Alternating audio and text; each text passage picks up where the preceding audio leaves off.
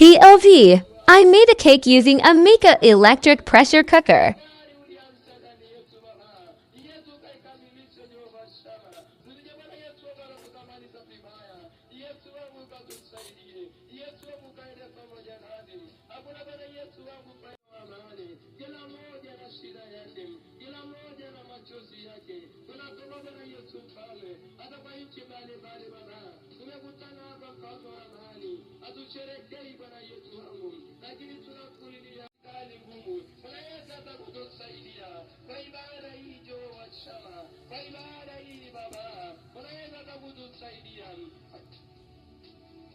Ibada hii rafiki yangu, unaweza kutusaidia.